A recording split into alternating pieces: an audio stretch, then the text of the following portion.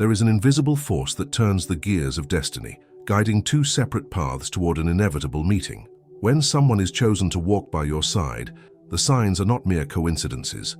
They are spiritual invitations, subtle touches from a soul that recognizes its other half long before the mind can understand. It is as if the unconscious whispers ancient truths in simple moments, a look that speaks volumes, an unexpected reunion, a silence that embraces. These signs do not come with guarantees, but they persist insistently, echoing within until you finally listen. According to the depth of Jungian psychology, these encounters are far more than romance. They are meetings of souls destined to mirror, transform, and heal. If you have ever felt that someone arrived in your life with a higher purpose, comment below. I recognize the soul's signs.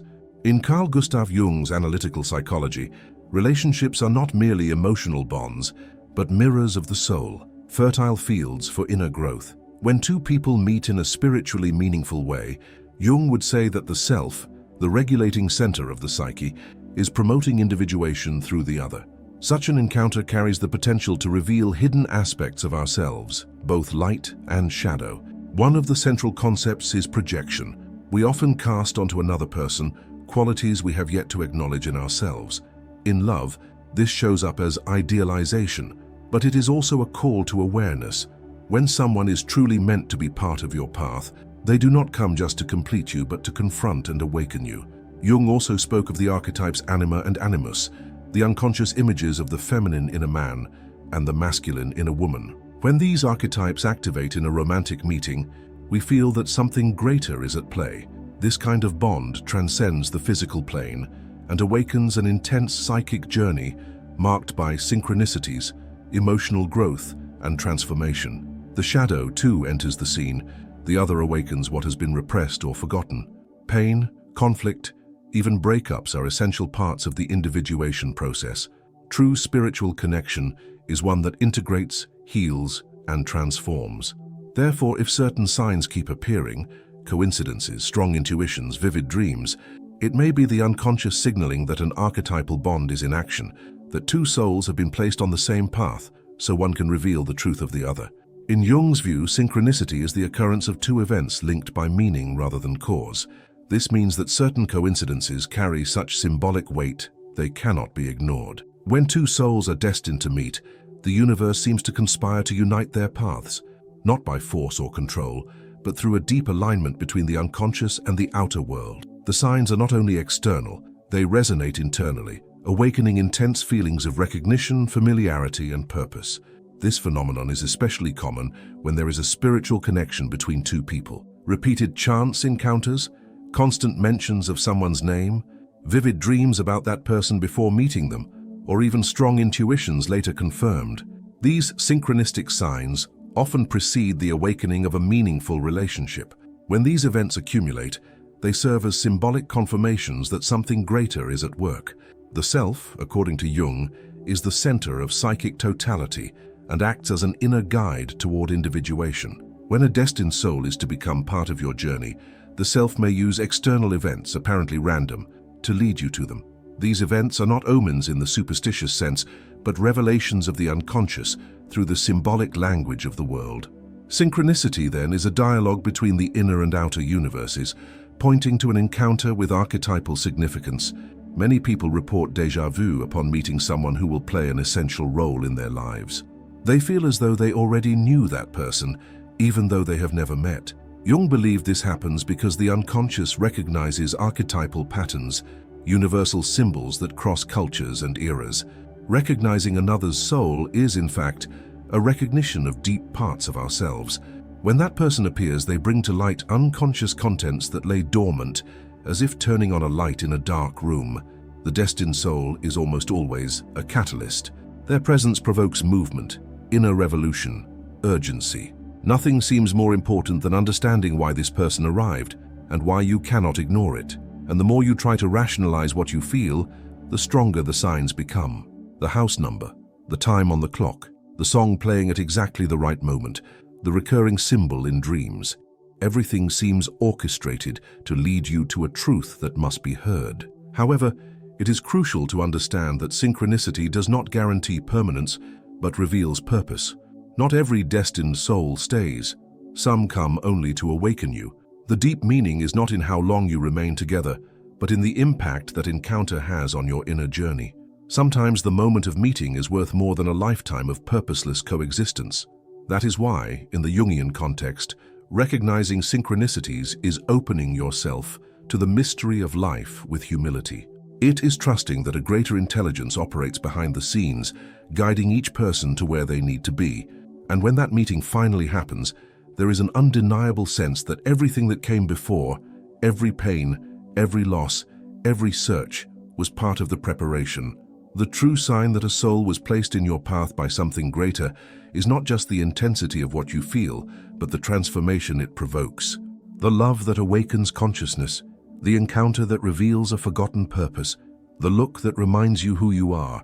These are the real spiritual milestones that signal something sacred is stirring in the air.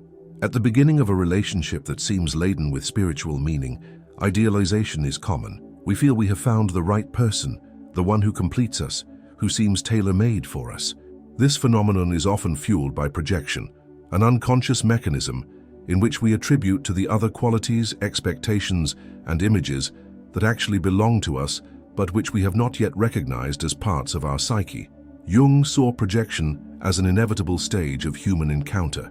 For him, every relationship begins with a measure of illusion.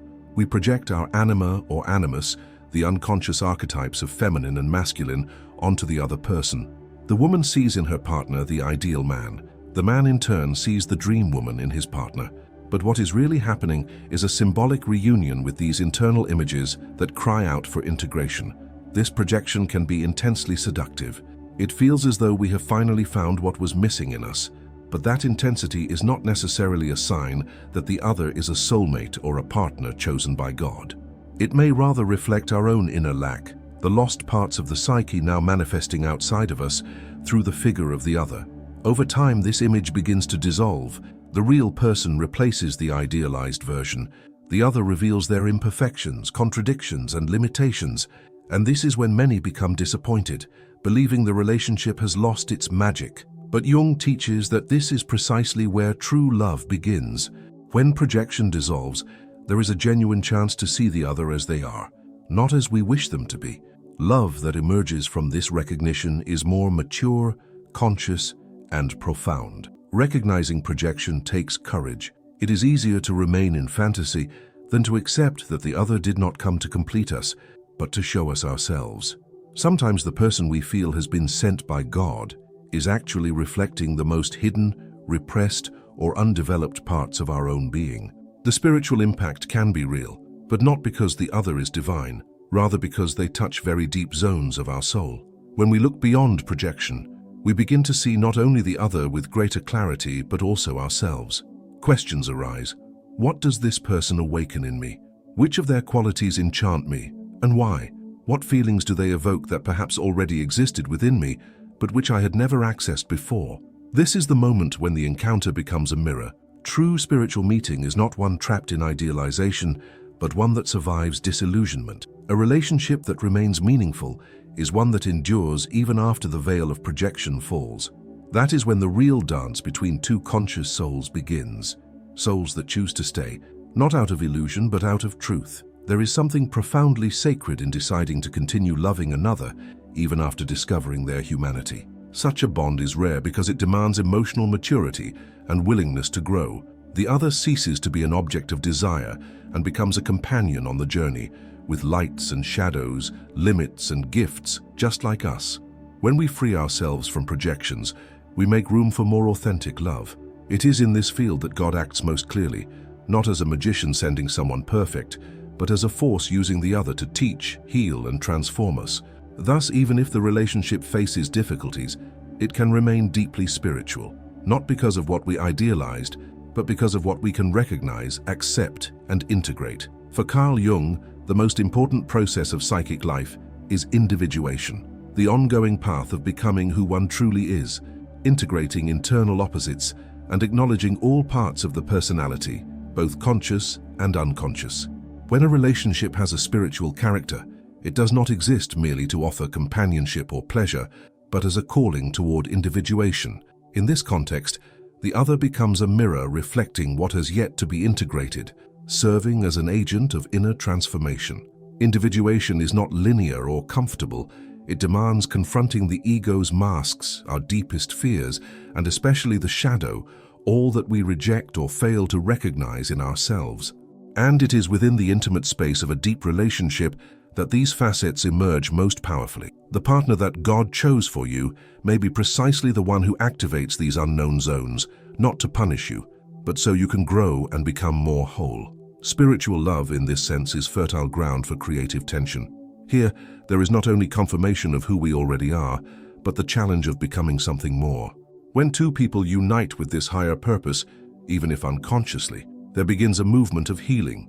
Old wounds are reopened not to hurt again, but to be finally understood and healed.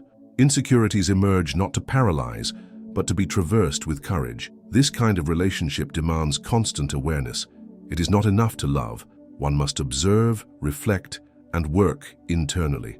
It is in this work that the relationship becomes a true shared process of individuation, where both grow, transform, and learn to see themselves honestly. It is not about finding someone perfect, but about being willing to shed illusions, confront shadows together, and allow oneself to be vulnerable without hiding behind unconscious defenses. Often, this kind of meeting provokes internal ruptures. What once made sense ceases to do so. There is a sensation that the soul has been touched too deeply to continue living in the same way. Changes of direction, professional redirections, existential crises, all of these can be activated by a relationship that aims not only at affection, but at transformation. It is common that over the course of the journey, one partner advances more quickly in the individuation process than the other. This can generate conflicts, temporary or even final separations. Yet even in separations, there is something sacred. What has been activated internally continues to operate. The other, albeit physically distant, remains as an archetype within the psyche, influencing dreams, reflections, and decisions. This bond, even if not material, continues to be an engine of growth. Individuation within a spiritual relationship also requires honoring one's own identity. One does not lose oneself in the other, as in symbiotic relationships, but learns to coexist with respect, space, and truth. Love does not annihilate, but integrates. The partner does not come to complete, but to mirror, and in this mirroring, the opportunity arises to see more clearly who one truly is and who one can become. This path, though full of challenges, is profoundly rewarding. It allows love to become a portal to the sacred, not only in religious terms, but in psychological ones. The relationship turns into a laboratory of the soul, where coexistence is experimented with, not as an end in itself, but as part of the process of becoming more whole, more conscious, more human. When one understands a relationship in this way, everything changes. Difficulties cease to be seen as obstacles and begin to be understood as revelations. Crises are perceived as passages, and love becomes a journey, not of dependency, but of individuation. This is how one recognizes an encounter that was more than chance.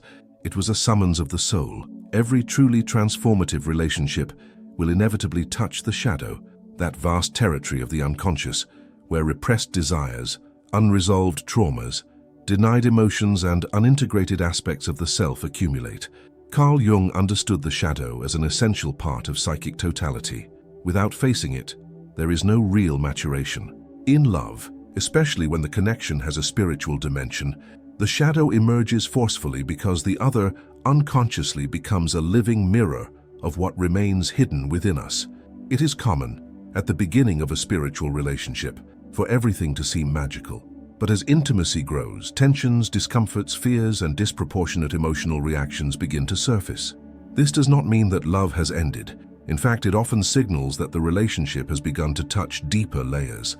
The presence of the other starts to reveal old wounds: abandonment, rejection, control, jealousy, insecurity. These wounds constitute the emotional shadow. When someone is spiritually significant, their mere presence has the power to excavate these unconscious memories. The most common mistake is interpreting these conflicts as signs of incompatibility or failure. In reality, Jung suggested that it is precisely these moments of crisis that offer the greatest potential for self-knowledge and integration. The shadow can only be healed when it is recognized, embraced, and worked through. And love, in this context, transforms into fertile ground for this revelation. It is not about romanticizing suffering, but understanding it as part of a much deeper process of soul growth. This unveiling of the shadow often scares us. We project onto the other everything we have denied in ourselves: repressed aggression, the vulnerability we avoid, the need for control we refuse to admit. And when the other fails to live up to the idealized image we created, we feel frustration, anger, or pain, not because they disappointed us, but because they exposed parts of ourselves we were not ready to see. However, when there is emotional maturity, these conflicts cease to be destructive and become transformative. Instead of blaming the other, the individual begins to ask, "Why am I reacting this way? What part of me is being challenged here?" This kind of question marks the individuation process within the relationship. As the shadow is recognized, it begins to lose its destructive power. It becomes an ally, a bridge between who we are and who we can become. In spiritual relationships, this dynamic is even more intense. There is an unconscious contract between souls. They commit on some level to help one another evolve, and this does not happen only through affection and kind words. Sometimes the truest love is the one that provokes discomfort, that makes you see yourself in moments of vulnerability, that forces you out of your emotional comfort zone. At this point, many relationships break apart. Not everyone is ready to face the shadow. It requires courage to stay and work through what is being revealed, without fleeing or projecting. But when both partners accept this challenge, the depth of their connection grows even stronger. The relationship ceases to be merely romantic and becomes alchemical, a process of mutual transformation in which the ego yields to consciousness. It is not uncommon for these relationships to go through phases of separation. Sometimes the process's intensity is so great that one partner needs to withdraw and process what has been stirred up. During these pauses, the other's presence continues to operate in the soul as an activated symbol that can no longer be ignored. When reunion occurs, it is not between the same two people, but between more conscious versions of themselves. Jung said, "To encounter one's shadow is to encounter one's light." The relationship that touches the shadow is paradoxically the one with the greatest potential to lead us to wholeness. It forces us to descend before permitting us to ascend. And it is in that courageous dive into the soul's darkest corners that love reveals its true nature, not that of a fairy tale, but of a path of self-knowledge, integration, and truth. Throughout this journey, we have seen that spiritual encounters are not the product of chance, but profound reflections of our unconscious in motion. The recurring synchronicities, seductive projections, challenges that expose our shadow, and the ongoing process of individuation are all signs that true love is, above all, a path of inner transformation. When someone appears in your life with the power to provoke growth, it is not merely a relationship, it is a summons of the soul to evolve. These connections demand more than desire. They require awareness, surrender, presence. And for that very reason they are rare, intense, and unforgettable. If you recognized something of yourself in this path, know that you are walking a road that unites the sacred and the human love and self-knowledge. If this content moved you, subscribe to the channel to follow more deep reflections like this. Leave your comment with the phrase, "I recognize love as a path of transformation." And don't forget to watch the video on the screen. It delves even deeper into this journey of the soul, helping you recognize the signs the universe sends. Individuation begins with the first step, looking within.